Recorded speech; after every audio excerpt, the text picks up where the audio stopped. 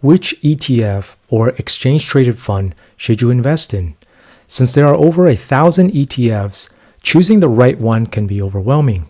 You may be doing research on ETFs, like what kind of stocks it holds, how much does it return per year, does it pay dividends, but why make it so complicated when our strategy of analyzing ETFs takes all that financial research into account by simply following which ETFs wealthy investors are trading?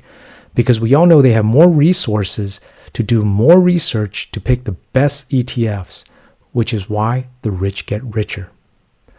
About a month and a half ago, we shared our ETF trade in EWJ to our subscribers. So if you've been following our trade, you know that we made 127% profit as of the last trading day when this ETF hit a new high. So in this video, we will use our recent ETF trade in EWJ as a real case study for you to learn our ETF strategy from this successful example. So without further ado, let's dive into the details of this very profitable trade. On January 16,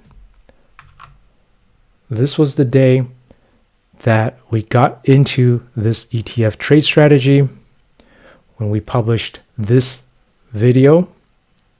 You can search the title of our video on our channel. We will also put a link at the top here if you have info cards turned on. Make sure to subscribe and hit the bell icon so you don't miss out on other profitable opportunities. So back on January 16, this ETF was trading at about $66. Ever since then, it has gone up about 6.5% to a new high. And our option strategy that we had went over in our previous video is a lot more profitable. You can see here on the profit loss diagram. Each of our trades have a profit of about $83. And we paid $65.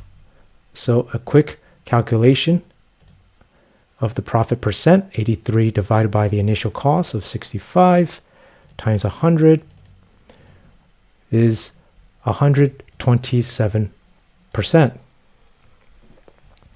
So if you're interested in these types of trades that the wealthy investors are in, whether it's ETFs or individual stocks, where we can sometimes find insider trading, then make sure to go to our website.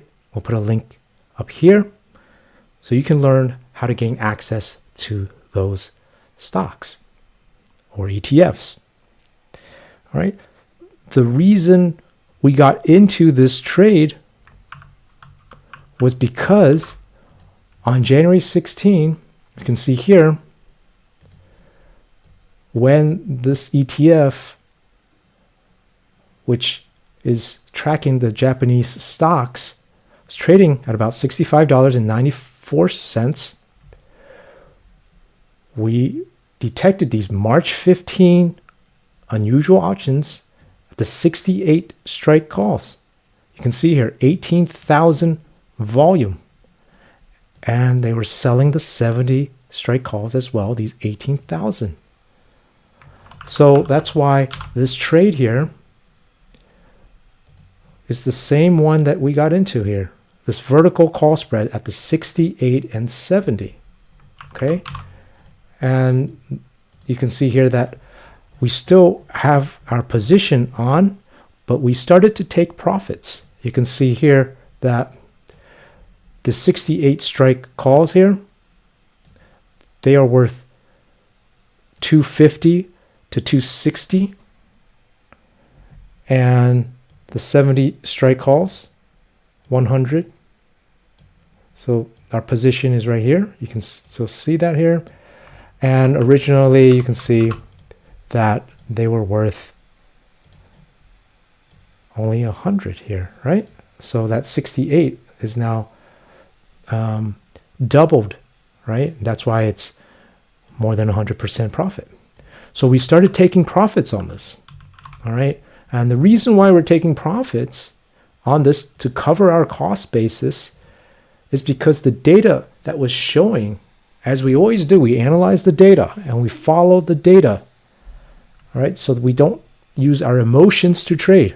You can see that on March 1st, the last trading day, at the last few minutes at 3:46 p.m., 65 strike puts were being bought, 10,000 of them.